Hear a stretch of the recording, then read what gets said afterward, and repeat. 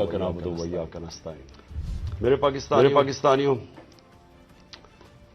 हमें रात को देर करके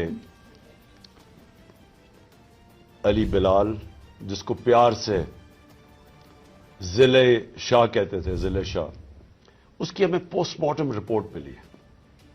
मैं ये शुरू करना चाहता हूं आपसे, आप सबके सामने ये जो मैं आपसे बातचीत कर रहा हूं कि जो पोस्टमार्टम रिपोर्ट के अंदर जो चीजें आई हैं, डॉक्टर साहिबा का ये शोबा है, तो ये पोस्टमार्टम रिपोर्ट से पहले तो आपको ये बताएं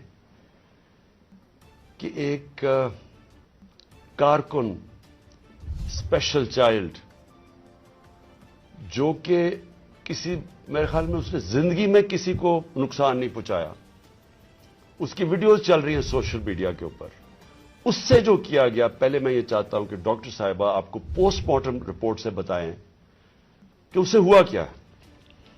बिस्मिल्लाहिर्रहमानिर्रहीम। सबसे पहले तो मैं आपको जिले शाह के बारे में थोड़ा सा बताती चली जाऊं। मेरे हल्के का ये बच्चा था और 10 साल से जिस वक्त से मैं उस हल्के में गई हूं, वो हमेशा हमारे साथ खान साहब की तस्वीरें लेके, झंडे लेके, हर वक्त तो बिल्कुल खान साहब का शदाई था। और जब से यहाँ पिछले 1.5 माह से ये बाहर बैठा होता, मेरी उससे रोजाना मुलाकात होती। एक सादा लॉ इंसान, इससे कभी किसी को कोई नुकसान नहीं दिया, कभी किसी को कोई तकलीफ नहीं दी, हमेशा प्यार से वो बात करता था, सबके साथ वो मिलता जुलता था। उस बच्चे के ऊपर इतना जुल्म और तशद्दुद हुआ। जब मैंने ये पोस्टमार्टम रिपोर्ट पढ़ी तो मेरा दिल दहल गया कि ये जिन लोगों ने ये जुल्म किया, क्या इनके घर बाल बच्चा नहीं, औलाद नहीं है जिन्होंने इस बच्चे के ऊपर इतना जुल्म किया। ये पोस्टमार्टम रिपोर्ट है मेरे पास जो डिटेल, इसमें उसको 26 इंजरीज थी, यानी एक इंसान को 26 इंजरीज, 26 तशद्दुद के निशानात थे उसके जिस्म के ऊपर।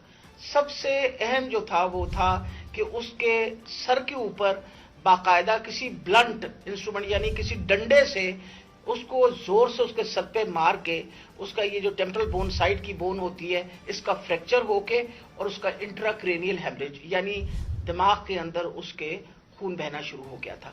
उसके साथ उसके जो जिस्म के ऊपर उन्होंने तशद्दुद किया, खास तौर पे पेट के एरिया में, तो उसकी वजह से उसकी तिल्ली और उसका जो जिगर था वो भी फट गया और उसकी वजह से इंटरनल हेमरेज शुरू हो गई। और जो चौथी सबसे आखिरी जो 26वीं इंजरी है, वो सबसे ज्यादा तकलीफ है। वो बेचारा पहले ही तुमने उसको मार डाला, उसके बाद उसके सर पे इंजरी करके उसके जिस्म के ऊपर उसकी तिल्ली भी फाड़ दी, उसकी वो क्या कहते हैं, ब्लंट इंजरी की वजह से उसका लिवर भी रप्चर हो गया। उसके प्राइवेट पार्ट्स, यानी उसके जो प्राइवेट अज़ा थे, उनके ऊपर भी तुमने तशद्दुद करके टेस्टिकुलर डैमेज किया। मतलब इससे ज्यादा तुम किसी इंसान पे क्या तशद्दुद कर सकते हैं। मैं तो ये देख के रिपोर्ट मैं आपको बता नहीं सकती कि ये हम जैसे डॉक्टर्स जो हर वक्त इन चीजों से, हमारा भी दिल दहल गया कि ये एक इंसान के ऊपर, और वो भी एक ऐसा सादा लॉ इंसान, उसके ऊपर इतना ज्यादा तशद्दुद किया। मेन कॉज जो उसकी डेथ की थी वो ये था कि उसके ब्रेन के अंदर, जो उसके दिमाग के अंदर जो हेमरेज हो गया, यानी खून निकलना शुरू हो गया, और जो तिल्ली और उसके जिगर से जो खून निकला, उसकी वजह से वो बेचारा बच्चा जो है वो अल्लाह को प्यारा हो गया। जी शुक्रिया डॉक्टर साहिबा। मैंने ये चाहता कि आप पहले ये समझ लें, फिर से मैं ये बताना चाहता हूं, वो स्पेशल चाइल्ड था।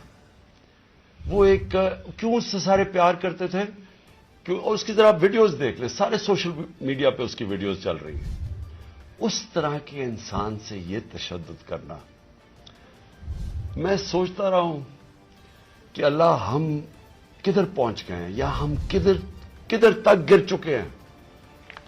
क्या एक कौम इस तरह की चीज की इजाजत दे, और क्या अल्लाह की बरकत आ सकती है उस कौम पे?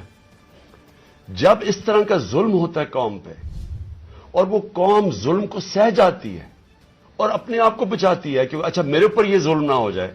जिस तरह जानवर नहीं होते कि वो देख रहे हैं कि शेर ने आके एक जानवर को पकड़ लिया, बाकी सारे जान बचा के भाग जाते हैं। हम भी वो फैसला कर लें कि जानवरों का माशरा है या इंसानों का माशरा है। इंसान का माशरा इंसाफ امر بالمعروف پہ کھڑا ہوتا ہے، وہ ظلم کا مقابلہ کرتا ہے جس کو جہاد کہتے ہیں، کیونکہ جب وہ ظلم کا مقابلہ نہیں کرتا تو حضرت علی کا قول ہے کہ کفر کا نظام چل جائے گا، ظلم کا نظام نہیں چل سکتا۔ یہ ہمارے نظام کے اوپر یہ جو ڈاکٹر صاحبہ نے ابھی پڑھ کے سنایا ہے، میں آپ کو یہ یقین دلاتا ہوں کہ یہ سب آپ سمجھ لیں، اگر ایک قوم اس کے اوپر اپنی آواز بلند نہیں کرے گی اور جو کمزور ترین جہاد ہے کہ زبان سے اس کے خلاف نہیں بولے گی، تو یہ قوم کو جینے کا حق نہیں دیتا اللہ۔ وہ قرآن میں کہتا ہے کہ میری زمین پہ نکل کے دیکھو کتنی قومیں میں نے تباہ کی جو میرے حکم پہ نہیں چلی۔ ہم تباہی کا راستہ ہے یہ ہمارا۔ یہ جو پاکستان سے ہو رہا ہے، میں نے ہوتا ہوگا دہشت گردوں سے، شاید ملک کے غداروں سے، اس طرح کی چیزیں ہوتی ہوں، میں نے اپنی زندگی میں کبھی اس طرح کے واقعہ نہیں دیکھے کہ پہلے ایک کارکن ہے، پھر وہ اسپیشل چائلڈ ہے، اور پھر وہ کوئی کسی قسم کا زندگی میں اس نے کسی سے لڑائی تک نہیں کی، اس سے یہ تشدد کیا جائے۔ اور تشدد کیا کیا؟ سر بھی اس کا، انہوں نے کہا کہ اندر سے خون نکلنا شروع ہو گیا، اس کا جو جگر ہے اور جو اس کی جو پتا ہے اس کو انہوں نے اس طرح مارا بے دردی سے، وہ اندر سے خون نکلنا شروع ہو گیا۔ لیکن اس کے پرائیویٹ پارٹس، یعنی اس کے اوپر تشدد کیا ہوا۔ میں ایک اور قرآن کی آیت ہے، اللہ کہتا ہے کہ انسان کو کہ میں نے تمہیں اشرف المخلوقات بنایا، سب سے عظیم مخلوق، جو انسان کا درجہ فرشتوں سے بھی اوپر چلا جاتا ہے۔ اگر انسان اللہ کے حکم پہ چلے وہ فرشتوں سے اوپر چلا جاتا ہے، لیکن وہی قرآن میں لکھا وہ جب وہ گرتا ہے وہ جانوروں سے بھی نیچے چلا جاتا ہے۔ جانور بھی یہ نہ کریں۔ اور یہ جو ہمارے اوپر جب سے میں یہ دیکھا ہے، ایک آدمی جب سے آیا ہے اس کو ایک پوزیشن پہ لگایا ہے، میں نام نہیں لیتا کیونکہ پھر سینسر ہو جائے گا، اس کو بھی پتا ہے، قوم کو بھی پتا ہے وہ کون ہے، جو اس نے ظلم کرنا شروع کیا سیاسی کارکنوں پہ۔ ایکسپرٹیز تھی اس کی کاؤنٹر ٹیررزم، دہشت گردوں سے کچھ کرتا تھا، لیکن میں سوچتا ہوں کہ وہ دہشت گردوں سے بھی یہ جو کرتا ہوگا یا جن کے اوپر شک ہوگا کرتا ہوگا، تو وہ کتنی نفرت پھیلی ہوگی ان علاقوں کے اندر۔ تو یہ جب سے وہ آیا، پہلے ہم نے شہباز گل کا، پہلے ہم مانے ہی نہ کہ شہباز گل سے یہ ہوا، وہ شہباز گل ابھی تک ٹھیک نہیں ہوا، جو انہوں نے اس کے اوپر تشدد کیا ہے۔ ایک یونیورسٹی پروفیسر پاکستان آتا ہے، چھوڑ کے ملک کے لیے ایک خواب دیکھ کے آتا ہے، اس کو جو انہوں نے ننگا کر کے جو اس کے اوپر تشدد کیا وہ ابھی تک ٹھیک نہیں ہے۔ کون سا وہ دہشت گرد تھا؟ پھر اعظم سواتی سے جو کیا انہوں نے، یعنی ہم اگر قوم یہ چیزیں بھول جائیں گی، ایک دن آپ کا بھی وقت آ جائے گا۔ ایک سینیٹر 75 سال کا آدمی، اس کو صرف ایک ٹویٹ کرنے پہ اوپر کے باجوہ صاحب شکریہ این آر او 2 کا، کون سے دنیا کے ملک کے اندر یہ جرم ہے کہ شکریہ باجوہ صاحب این آر او 2 کا؟ لیکن وہ کوئی سپر کنگ، کوئی فرعون کہ کسی کی جرت پڑ گئی، رات کو اس کو مارا، پوتیوں کے سامنے اس کو 3 بجے آ کے گھر میں تشدد کیا، پھر اس کو اٹھا کے لے کے گئے اور نامعلوم افراد کے حوالے کیا جنہوں نے ننگا کر کے اس کے اوپر تشدد کیا، اور جب اس کو مار رہے تھے تو سنا رہے تھے اس کی چیخوں کی آوازیں، اور اس میں بتا رہے تھے اس کو کہ بتاؤ یہ عمران خان سے کیا جائے گا۔ یہ ان لوگوں سے پالا پڑا ہوا اس قوم کو۔ اس کے بعد ارشد شریف سے وہ سب کو پتا ہے کیا ہوا، کیا ارشد شریف کا قصور تھا۔ ساری قوم جانتی ہے کہ وہ رائے حق کا آدمی تھا، کوئی اس کا ضمیر کی قیمت نہیں تھی، کوئی اس کو خرید نہیں سکتا تھا، ڈرا نہیں سکتا تھا۔ اس جیسے جرنلسٹ سے، صحافی سے انہوں نے کیا، اور پھر سوشل میڈیا کے بچوں سے۔ میں نے آپ کو بتایا ماں باپ کا مجھے آیا کہ ہمارا بیٹا ابھی تک ٹھیک نہیں ہوا، کوئی ٹویٹ کرنے پہ اس کو اٹھا کے لے گئے، 2 دن اس کو رکھ کے یہ ننگا کر کے مارا، وہ کہتے ابھی تک وہ ذہنی طور پر ٹھیک نہیں ہوا۔ کتنے سوشل میڈیا کے بچوں نے مجھے یہ بتایا کہ انہوں نے ٹویٹس کے اوپر اٹھا کے لے گئے ان کو۔ دہشت کہ کیسے کسی طرح ہم ان کو بھیڑ بکریوں کی طرح بنا دیں خوف اتنا پھیلا دیں کہ ان کو غلام بنا دیں، اور پھر صحافیوں کے اوپر ان کو ذلیل کرنا، ان کو یعنی عمران ریاض کو پکڑ کے اس کو جیل میں 4 چھوٹے سے کمرے میں بند کر دیا، گندے سے کمرے میں، اس کو سمیع ابراہیم جیسے صحافی کو اس کو جا کے ذلیل کرنے کو، ایاز امیر دانشور اس سے جو کیا ہے، جمیل فاروقی کو اٹھا کے وہ بتا رہے ننگا کر کے، اس کو ننگا کرنے کا شوق ہے، سائیکوپیتھ ہے، میں آپ کو بتا رہا ہوں نارمل آدمی اس طرح نہیں کرتے، یہ کوئی پرابلم ہے، کوئی ذہن کے اندر ذہنی مریض ہے جو اس طرح کا تشدد کر سکتا۔ اور یہ جو ہوا ہے، اب یہ ذرا کہانی سنیں، تھا کیا؟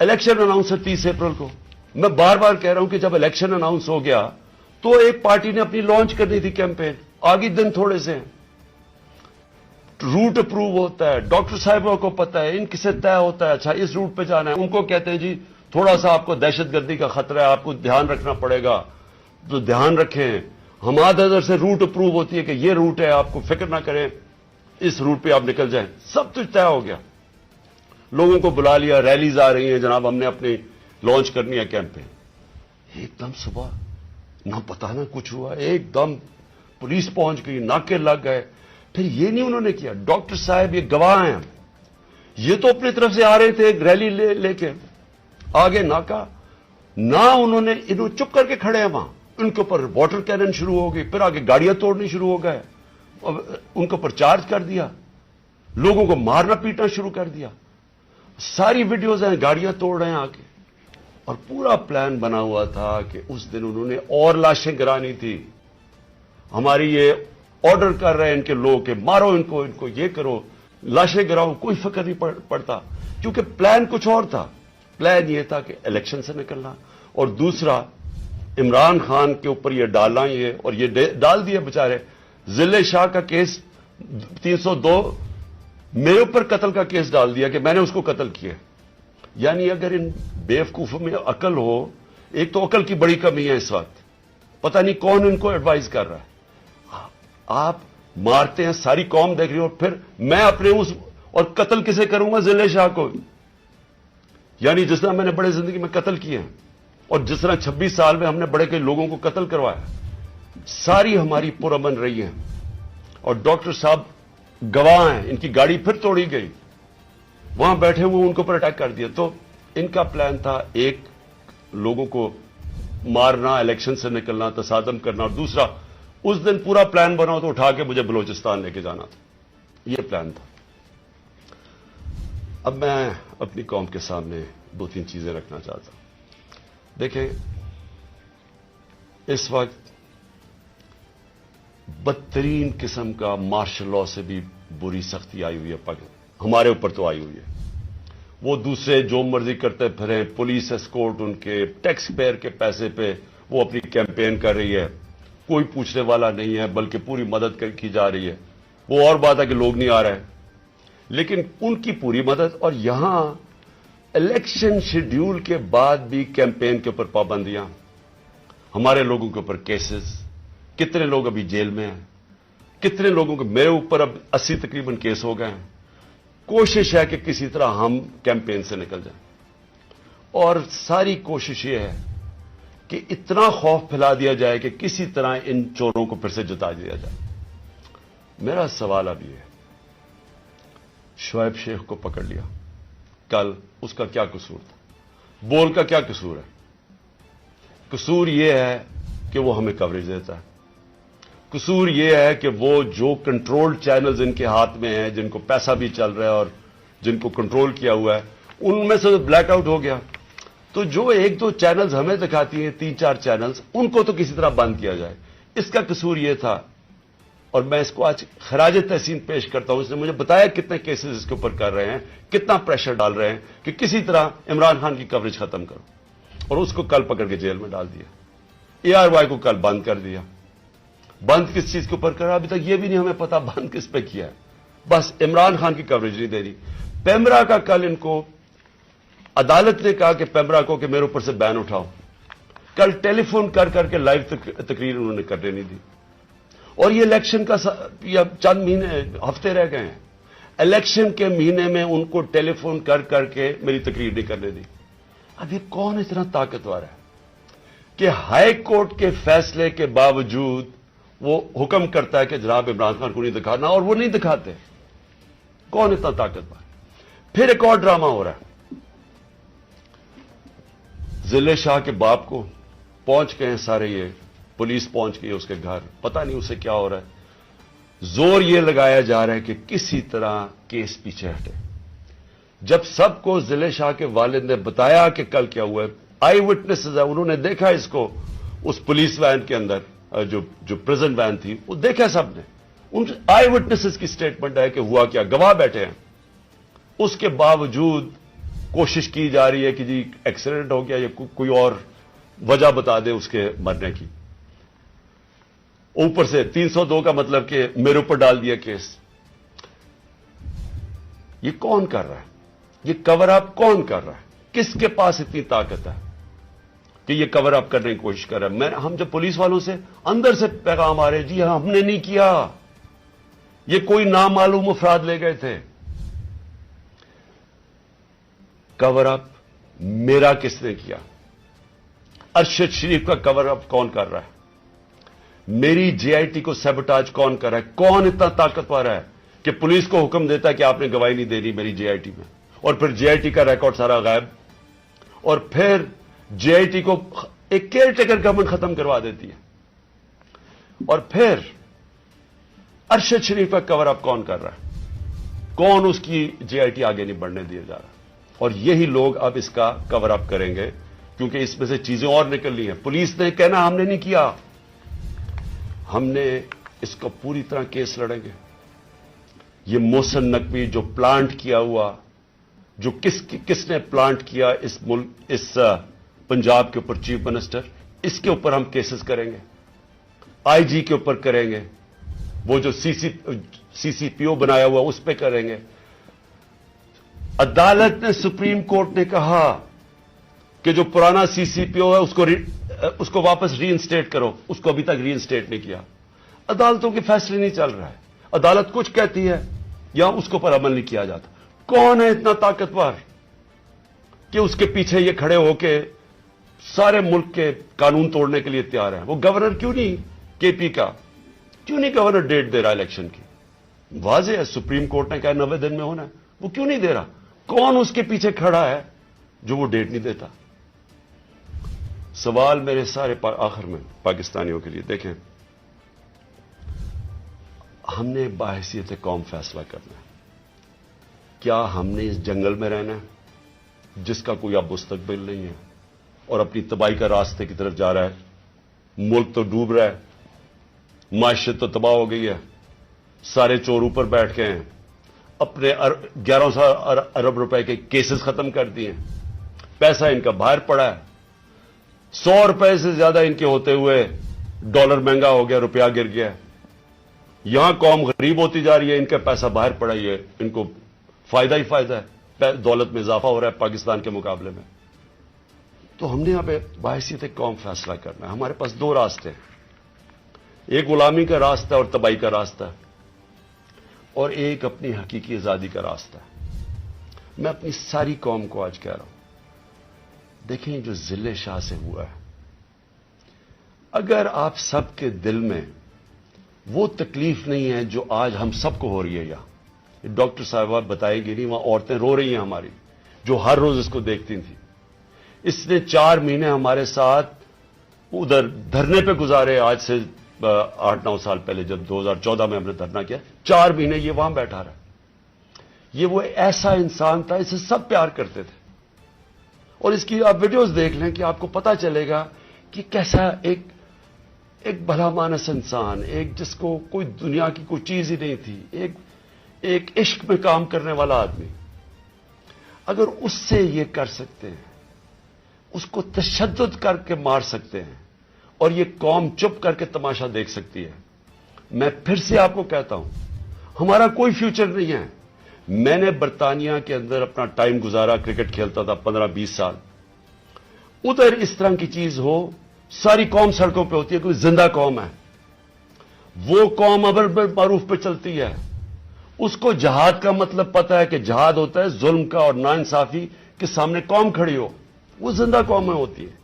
میں ساری آپ کی اپنی قوم کو کہتا ہوں, یہ جو لوگ ہماری بدقسمتی ہے کہ یہ جو زرداری اور نواز شریف اور شہباز شریف جو 30 سال سے جرم پیشہ لوگ اس ملک کو لوٹ رہے ہیں اور ہر قسم کا جرم کرتے ہیں, یہ بیٹھے ہیں, اور جو 2-3 نامعلوم افراد جو اس کو جکڑ کے بیٹھے ہوئے, جن کا میں نام نہیں لیتا کیونکہ پھر کٹ جائے گا, انہوں نے یہ ملک کو ادھر لے کے جا رہے ہیں.